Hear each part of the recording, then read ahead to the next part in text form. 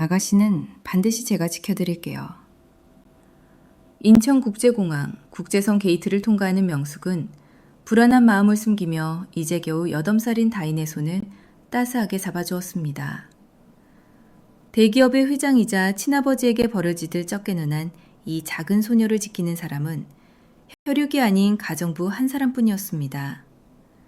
그녀는 소녀의 돌아가신 친어머니가 당부한 비밀을 간직한 채 비행기 안에서 멀어져가는 한국 땅을 똑똑히 바라보았습니다. 그런 그녀의 옆에서는 다인이가 서글프게 소리도 내지 못하고 울고 있었습니다. 그 모습을 보며 명숙은 마음을 단단히 먹으며 이를 악물었습니다. 20년 뒤 어떠한 상황이 올지 이때까지는 아무도 알 수 없었습니다. 구독과 좋아요는 저의 이야기가 여러분에게 다가가는데 정말 큰 힘이 됩니다. 꼭 눌러주세요. 이 이야기를 어디에서 듣고 계신지 댓글로 알려주시면 계시는 곳에 큰 행복이 날아들길 바라겠습니다. 한낮의 햇살이 하늘그룹의 거대한 저택 위로 쏟아지던 어느 따스한 봄날이었습니다. 정원 곳곳에는 안주인 유진이 가장 아끼던 백합꽃들이 앞다투어 하얀 꽃망울을 터뜨리고 있었지요. 살랑거리는 바람을 타고 실려온 백합의 진한 향기는 대리석 복도를 지나 다인의 작은 방 창가까지 부드럽게 스며들었습니다. 이제 겨우 8살이 된 다인은 창밖의 풍경보다 책 속의 문장들에 푹 빠져 있었습니다. 거실 소파에 앉아 어머니 유진의 따뜻한 무릎을 베고 누워 책장을 넘기는 것. 그것이 어린 다인에게는 세상에서 가장 평온하고 완벽한 일상이었습니다. 유진의 무릎 위에는 다인의 보물 1호인 그림책이 펼쳐져 있었고 유진의 가냘픈 손가락은 다인의 머리카락을 아주 천천히 그리고 조심스럽게 쓰다듬고 있었답니다. 그때 거실 문이 조용히 열리며 가정부 명숙이 쟁반을 들고 들어왔습니다. 쟁반 위에는 유진이 생전에 직접 블렌딩했던 장미향이 은은하게 감도는 차 2잔이 놓여 있었지요.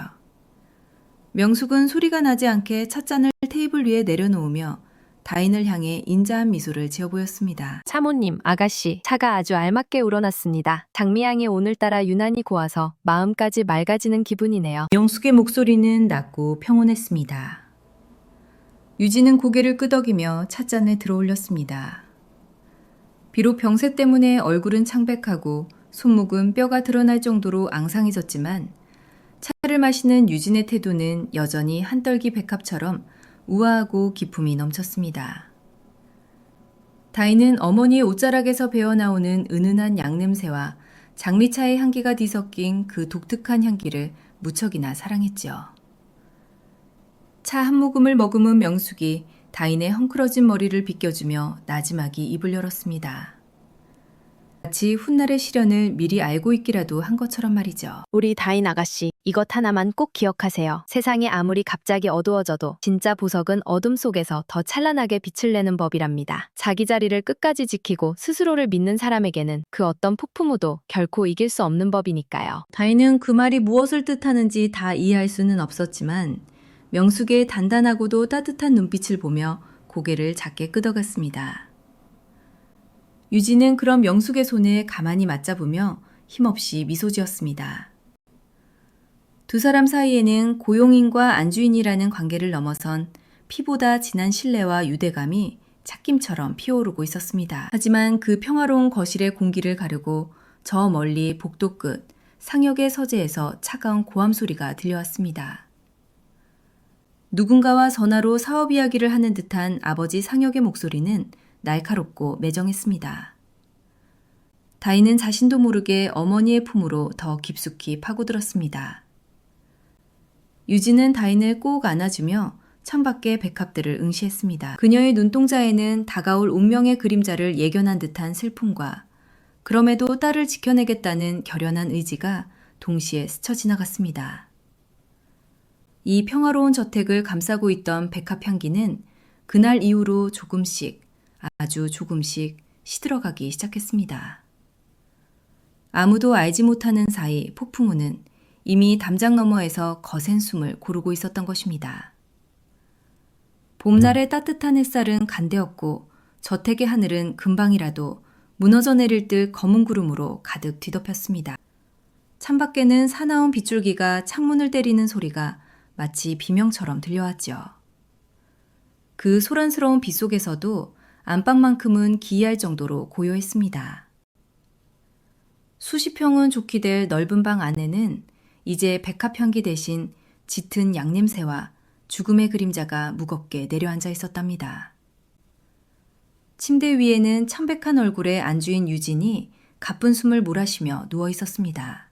불과 얼마 전까지 정원에 거닐던 그 우아한 모습은 사라지고 이제는 뼈만 앙상하게 남은 손으로 침대 시트를 힘겹게 쥐고 있었죠. 곁에서 무릎을 꿇고 하고 앉아있던 8살 다이는 어머니의 식어가는 손을 두 손으로 감싸쥐었습니다. 볼을 타고 흐르는 눈물이 침대 이불 위로 점점이 얼룩졌지만 다이는 소리를 내어 울 수도 없었습니다. 어머니가 이 소리를 들으면 마음 편히 떠나지 못할까봐 아이는 입술을 짓씹으며 신음조차 삼켜냈습니다. 그때 유진이 마지막 힘을 다해 다인의 손에 무언가를 쥐어주었습니다. 그것은 유진이 평소 아끼던 이제는 바늘이 멈춰버린 낡은 회중시계였습니다. 다인아, 이 시계를 목숨처럼 절대로 잃어버리면 안 된다. 유진의 목소리는 바람 빠진 풍선처럼 가늘었지만 그 안에 담긴 절박한 만큼은 다인의 가슴을 후벼팠습니다. 유진은 옆에 서 있던 명숙을 바라보며 간절한 눈빛을 보냈고 명숙은 떨리는 목소리로 대답했습니다. 사모님, 걱정 마세요. 제가 아가씨 끝까지 지킬게요. 제 목숨을 걸고라도요. 그 약속이 공중에 흩어지기도 전 유진의 손이 힘없이 툭 떨어졌습니다. 끊어질 듯 이어지던 심장 박동기가 날카로운 비명을 내지르며 하나의 손으로 바뀌는 순간 다이는 세상이 무너져 내리는 듯한 어둠을 느꼈습니다. 하지만 슬퍼할 시간조차 허락되지 않았습니다. 유진의 장례가 끝나기도 전 저택에는 날카로운 구두 소리가 울려 퍼지기 시작했습니다. 한 번도 들어본 적 없는 오만한 하이힐 소리의 주인공은 바로 내연녀 경이었습니다. 그녀는 유진의 체온이 가시지도 않은 안방에 화려한 옷차림으로 들어와 화장대 앞에 떡하니 앉았습니다. 여기가 이제 내 집이야. 칙칙한 양냄새부터 싹 다 치워버려. 경희의 목소리는 칼날처럼 날카로웠습니다. 아버지 상혁은 그런 경희의 곁에서 아내를 잃은 슬픔 대신 귀찮은 일을 처리하는 사업가처럼 무표정한 얼굴로 서 있었습니다. 상혁은 울고 있는 다인을 향해 단 한 번의 눈길도 주지 않았죠. 오히려 그는 경희의 성화에 못 이겨 다인을 미국 시애틀의 연고도 없는 시골 학교로 보내버리기로 결정합니다.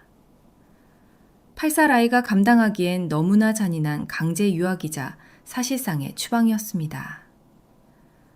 공항의 차가운 대리석 바닥 위에 다인의 작은 가방 하나가 덩그러니 놓였습니다. 다인은 자꾸만 출입구 쪽을 돌아보았습니다.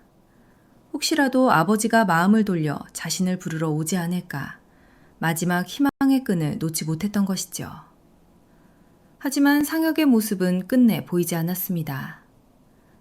아이는 참았던 울음을 터뜨리며 공항 바닥에 주저앉아 버렸습니다.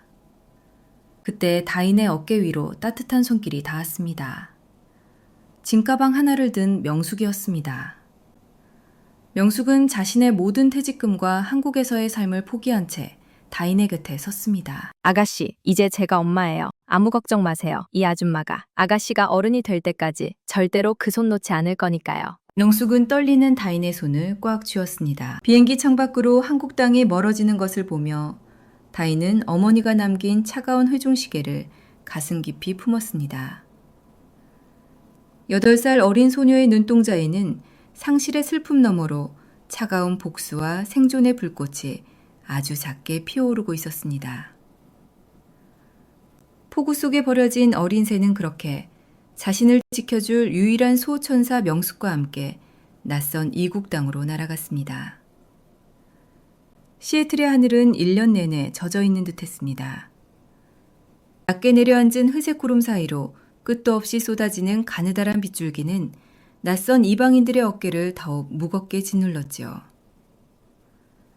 다인과 명숙이 짐을 푼 곳은 한인타운 변두리, 낡은 건물의 지하 단칸방이었습니다.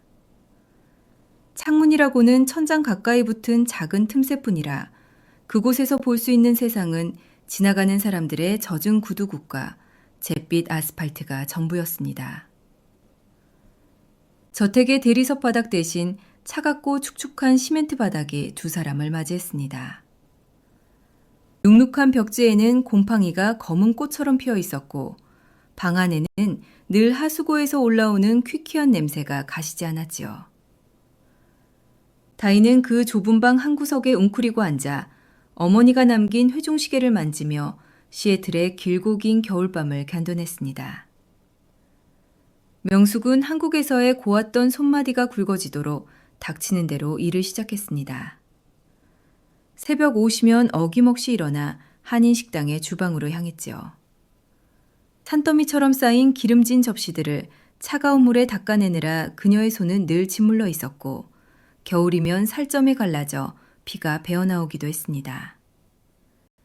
하지만 명숙은 단 한 번도 아프다는 소리를 내지 않았습니다. 오일요일 퇴근길에 다인을 위해 사온 작은 빵 하나를 건네며 자신의 거친 손을 등 뒤로 숨기곤 했지요. 아가씨, 배고프시죠? 어서 드세요. 이 아줌마는 식당에서 배불리 먹고 왔으니 걱정 마시고요. 명숙은 다인을 안심시키려 환하게 웃었지만 다인은 알고 있었습니다. 명숙이 가져온 그 빵이 그녀가 점심을 굶어가며 아낀 돈으로 산 것이라는 사실을 말이죠. 다인의 학교 생활 역시 가시밭길과 같았습니다. 영어가 서툰 동양인 소녀에게 교실은 또 다른 전쟁터였습니다. 아이들은 다인의 낡은 옷차림을 보며 거지라고 놀려댔고 어떤 아이들은 일부러 발을 걸어 다인을 넘어뜨리기도 했습니다. 무릎이 깨진 채 돌아온 날 다인은 방구석에서 소리 없이 울음을 터뜨렸습니다. 아줌마, 나 학교 안 갈래요. 애들이 나보고 더럽대요. 엄마도 없다고 비웃어요. 그 소리에 명숙은 하던 일을 멈추고 다인에게 다가왔습니다.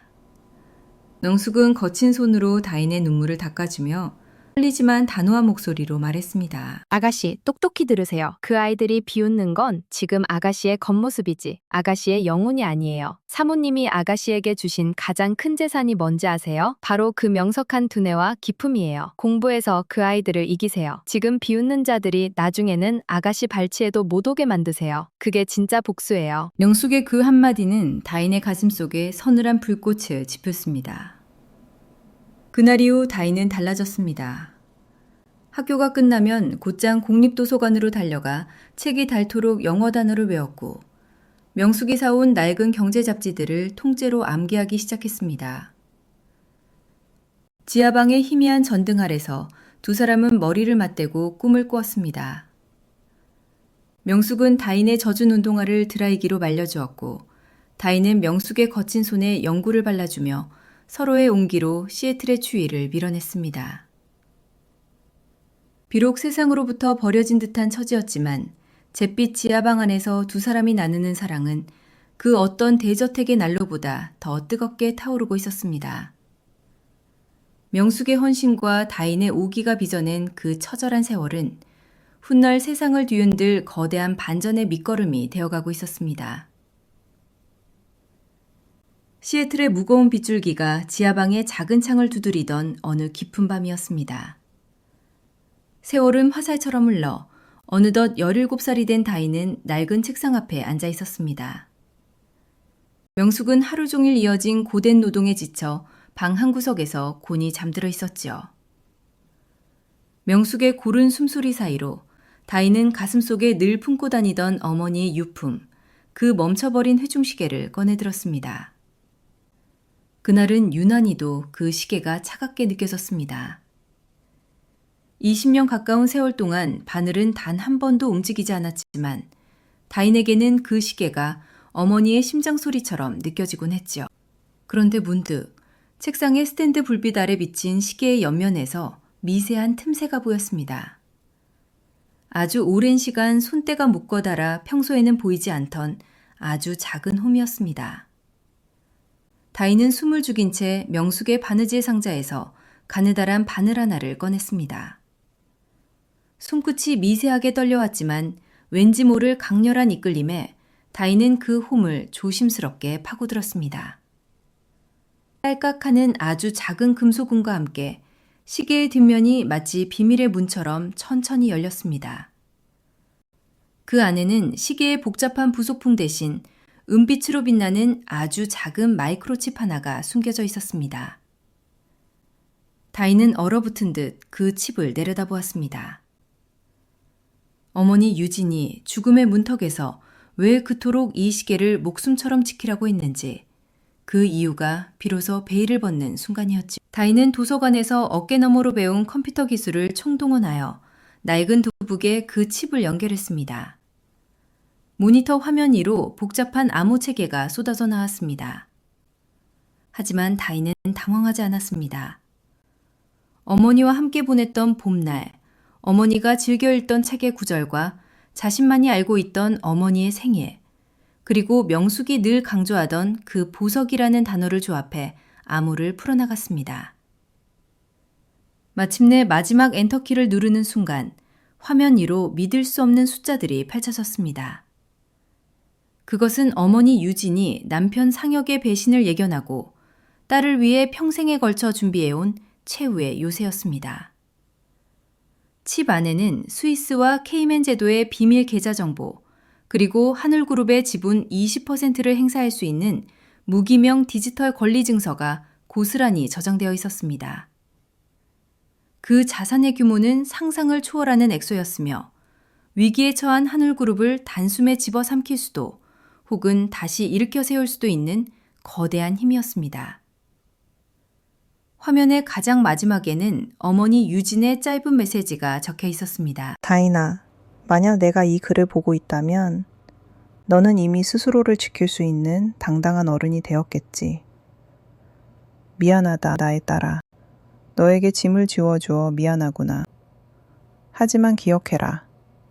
이 힘은 너를 버린 자들을 무너뜨리기 위한 것이 아니라 너와 명숙 씨가 잃어버린 자존감을 되찾기 위한 것이란다. 이제 너의 길을 가거라. 다인은 모니터 앞에서 소리 없이 오열했습니다. 어머니는 20년 전 그 차가운 저택에서 이미 딸의 오늘을 준비하고 있었던 것입니다.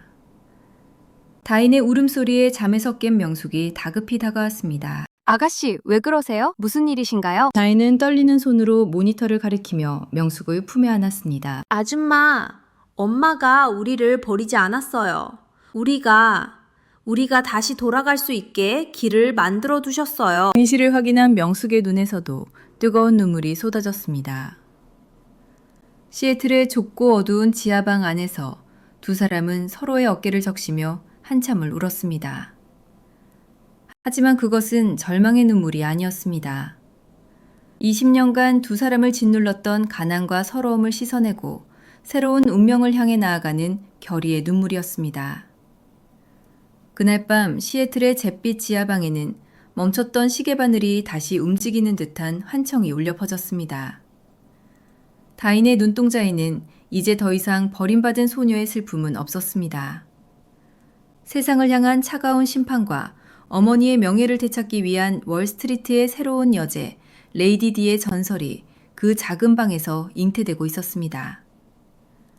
시애틀의 잿빛 하늘 아래서 보낸 10년의 세월은 다인을 완전히 다른 사람으로 탈바꿈시켰습니다.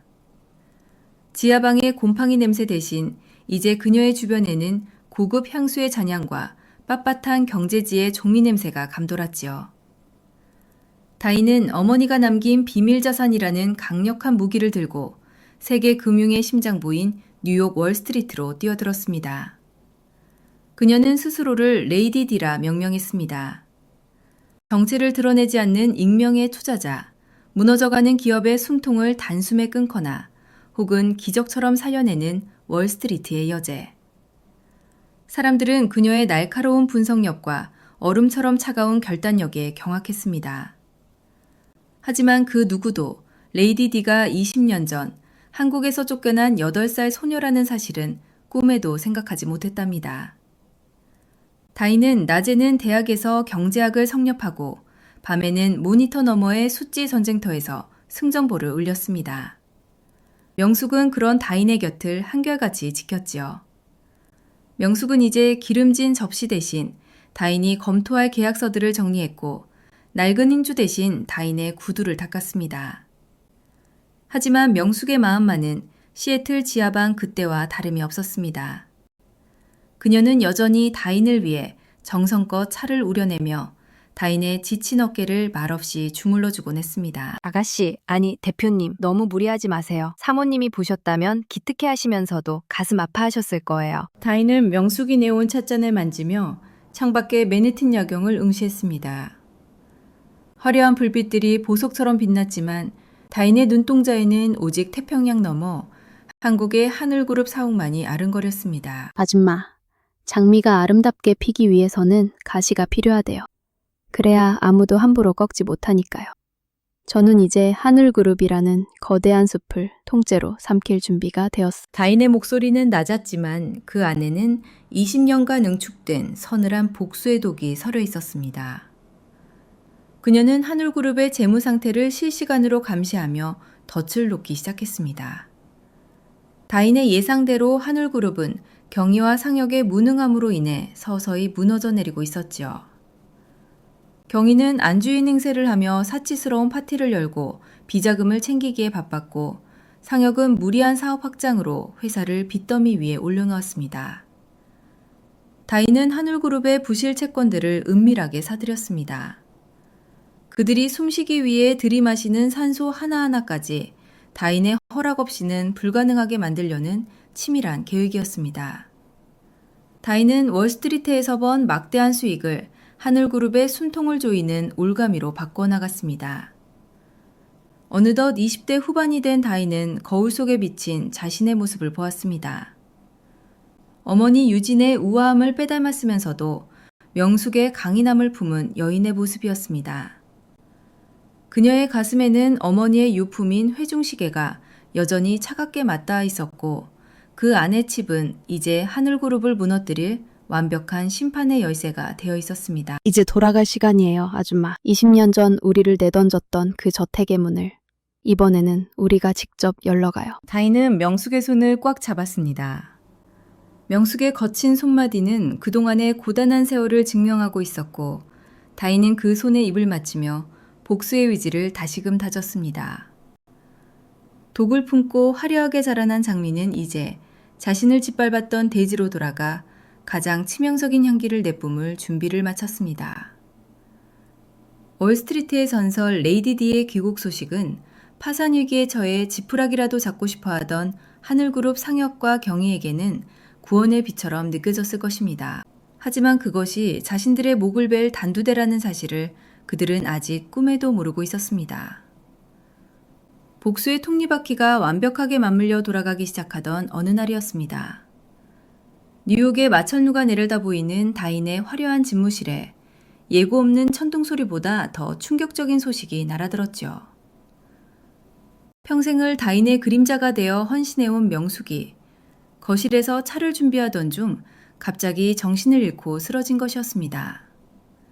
응급실의 차가운 금속성 기계음과 코끝을 찌르는 소독약 냄새가 다인의 숨통을 조여왔습니다.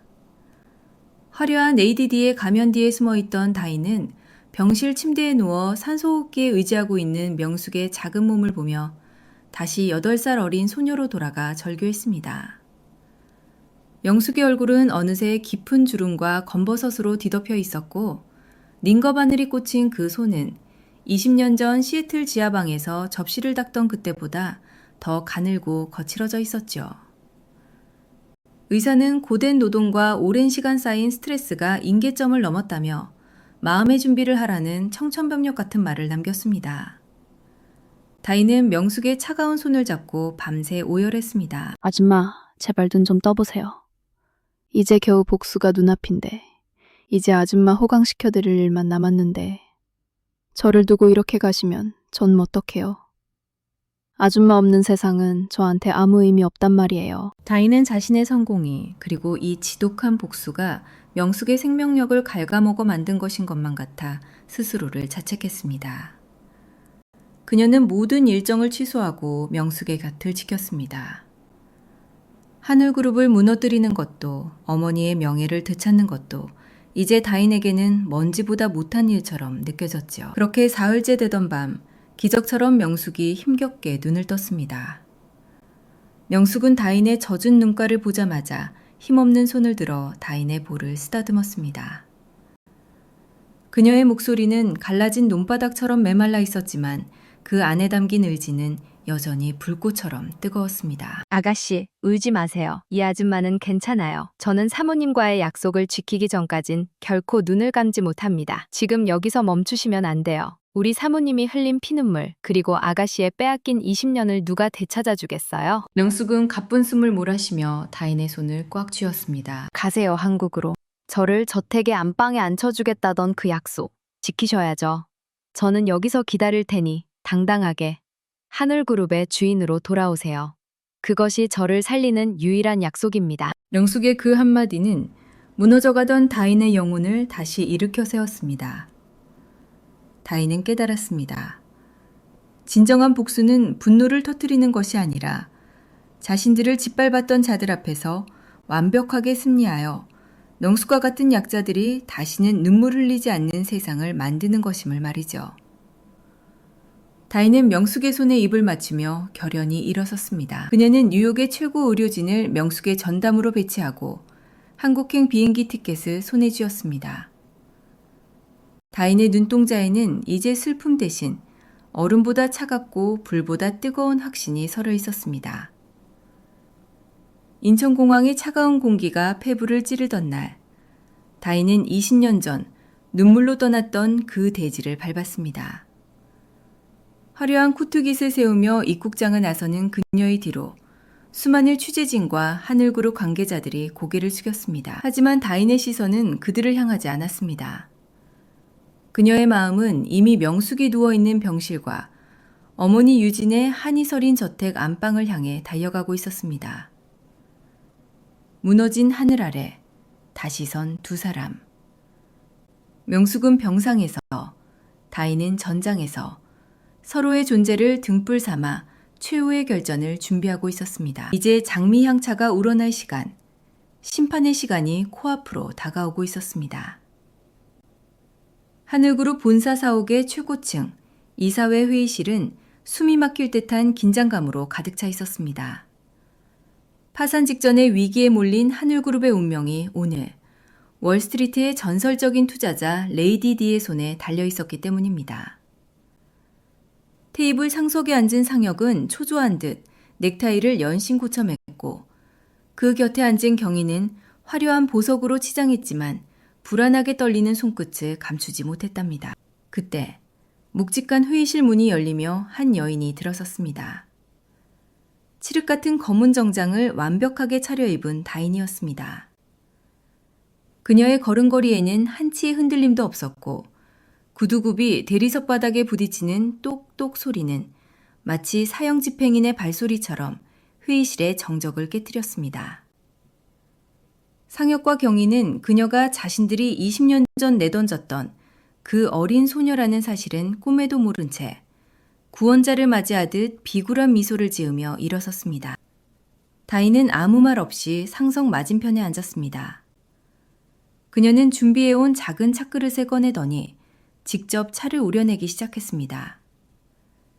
찻잔에 뜨거운 물이 부어지는 맑은 소리가 회의실에 울려 퍼졌고 이내 우아하고도 서늘한 장미향기가 공기 속으로 번져나갔습니다.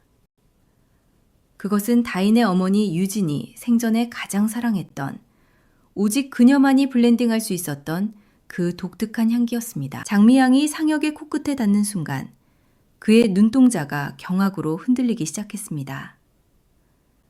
20년 전 죽은 아내의 방에서 풍기던 그 향기가 지금 눈앞에 차가운 투자자의 손끝에서 피어오르고 있었으니까요.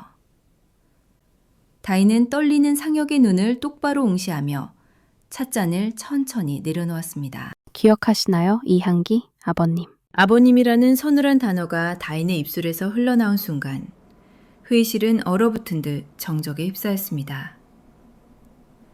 상혁은 찻잔을 들려던 손을 멈추고 헛것을 본 사람처럼 다인을 쳐다봤습니다.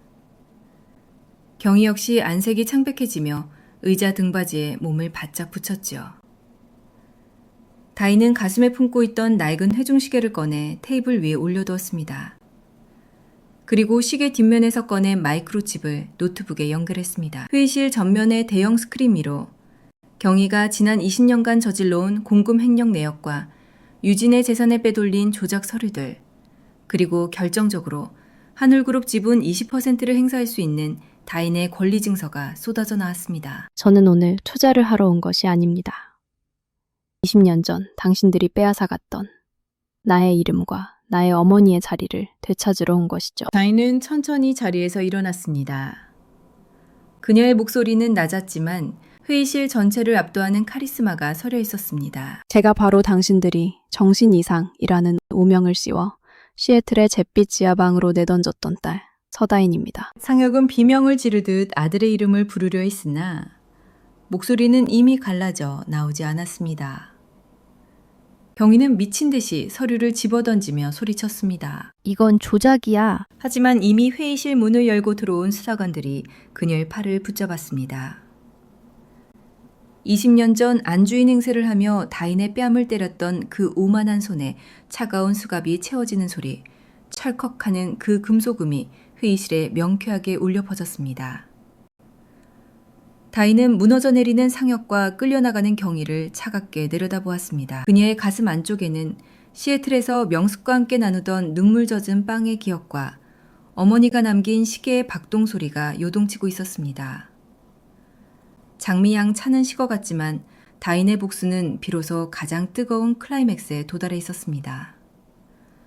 20년간의 어둠을 뚫고 나온 장미의 가시는 자신을 짓밟았던 자들의 심장을 정확히 꿰뚫었습니다. 이제 하늘그룹의 주인은 바뀌었고 진실의 심판은 끝이 났습니다. 다인은 회의실을 나서며 창밖을 보았습니다. 멀리 뉴욕의 병상에서 자신을 믿고 기다려준 명숙에게 이제 승정보를 전할 시간이었습니다. 하늘그룹의 거대한 저택 위로 20년 전 그날처럼 눈부신 봄 햇살이 다시 찾아왔습니다. 하지만 그날과 다른 것이 있다면 이제 저택을 감싸고 있는 것은 불안한 침묵이 아니라 평화로운 생동감이라는 사실이었죠. 다인은 회장 취임 후 가장 먼저 저택 곳곳에 배어 있던 경희의 흔적들을 지워나갔습니다. 요란하고 사치스러웠던 가구들은 모두 물러나고 그 자리에는 어머니 유진이 사랑했던 수수한 목재 가구들과 은은한 빛깔의 커튼이 다시 걸렸습니다. 무엇보다 정원에는 다시 하얀 백합들이 가득 피어났습니다. 20년 전 주인 잃은 슬픔에 시들어버렸던 백합들은 이제 다인의 귀환을 환영하듯 가장 순결하고 진한 향기를 내뿜으며 저택 전체를 감싸 안았답니다. 어느 오후 저택의 정문이 천천히 열리며 검은색 승용차 한 대가 들어섰습니다. 차에서 내린 다인은 뒷좌석으로 향해 문을 직접 열었죠. 아줌마, 아니, 어머니, 이제 내리세요. 여기가 우리가 있어야 할 곳이에요. 다인은 명숙의 거친 손을 소중히 맞잡았습니다. 명숙은 다인의 부축을 받으며 저택의 현관으로 들어섰습니다. 대리석 복도를 따라 걷는 두 사람의 발소리는 이제 더 이상 외롭지 않았습니다. 저택의 모든 직원이 길 양옆으로 들어서서 고난의 세월을 이겨낸 두 여인을 향해 깊이 고개를 숙이며 최고의 경의를 표했습니다. 다인은 명숙을 데리고 2층 안방으로 향했습니다. 그곳은 20년 전 유진이 마지막 숨을 거두었던 곳이자 명숙에게는 감히 넘볼 수 없던 안주인의 성소였죠. 다인은 안방문을 활짝 열었습니다. 방 안은 유진이 살아있을 때와 똑같은 모습으로 꾸며져 있었고 창가에는 햇살을 머금은 싱싱한 백합 화병이 놓여 있었습니다. 가장 정면에는 우아하게 미소 짓고 있는 어머니 유진의 커다란 초상화가 걸려 있었습니다. 명숙은 초상화 앞에 서서 참았던 눈물을 터뜨렸습니다. 그녀는 초상화 속 유진의 얼굴을 어루만지며 오열했습니다. 사모님, 저 왔어요. 언니가 맡겼던 우리 다인 아가씨. 제가 잘 지켜냈어요. 약속 어기지 않고 언니 아가씨를 이렇게 훌륭하게 키워서 돌아왔어요. 이제 저 칭찬해 주실 거죠? 명숙의 절절한 고백에 다인도 명숙의 어깨를 감싸 안으며 함께 눈물을 흘렸습니다. 20년간 시애틀의 잿빛 지하방에서 나눴던 서러움, 월스트리트의 차가운 빌딩 숲에서 견뎠던 고독이 그 뜨거운 눈물 한 방울에 모두 녹아내리는 듯 했습니다. 초상화 속 유진은 마치 두 사람의 이야기를 다 듣고 있다는 듯 그 어느 때보다 따스한 눈빛으로 두 사람을 지켜보고 있었습니다. 다인은 그날 저녁 저택의 안방에 명숙을 정식으로 모셨습니다. 그리고 전 직원이 지켜보는 가운데 공표했습니다. 오늘부터 이 저택의 진짜 주인은 박명숙 여사님입니다. 저를 위해 삶을 바치신 나의 어머니이자 하늘그룹의 가장 고귀한 정신이신 이분을 안주인으로 모셔주십시오. 명숙은 화려한 비단 한복을 차려입고 안방 소파에 앉았습니다. 20년 전 부엌에서 설거지하던 거친 손에는 다인이 선물한 아름다운 가락지가 끼워져 있었지요. 명숙은 다인이 직접 우려온 장미향차를 한 모금 마시며 창밖의 백합정원을 응시했습니다. 이제 그녀의 눈에 비치는 세상은 더 이상 잿빛 아스팔트가 아니라 찬란한 꽃들의 잔치였습니다. 밤이 깊어지자 저택은 깊은 평온 속에 잠겼습니다. 다인은 명숙의 방문을 조용히 닫고 나와 자신의 가슴에 달린 회중시계를 어루만졌습니다. 시계 바늘은 여전히 멈춰 있었지만 다인에게는 이제 그것이 더 이상 멈춘 시간이 아니었습니다. 그 시계는 유진이 남긴 사랑이고 명숙이 지켜준 인내였으며 다인이 스스로 쟁취한 정의였습니다. 진정한 안주인이 머무는 성, 그곳에는 이제 더 이상 배신과 탐욕의 악취는 남아있지 않았습니다. 오직 희생으로 빚어낸 고귀한 향기와 피보다 진한 사랑으로 맺어진 두 여인의 평온한 숨소리만이 백합 향기를 타고 밤 공기를 가득 채우고 있었습니다. 20년의 긴 여정은 그렇게 가장 아름다운 해피엔딩으로 대단원에 막을 내렸습니다. 구독과 좋아요 꾹 눌러주세요. 저의 이야기가 여러분에게 다시 다가갈 수 있는 힘이 됩니다. 사연의 주인공에게 힘이 되는 응원의 댓글 남겨주시길 부탁드립니다. 여러분의 매일이 싱그러운 봄이길 바라는 매일 새로봄이었습니다. 감사합니다.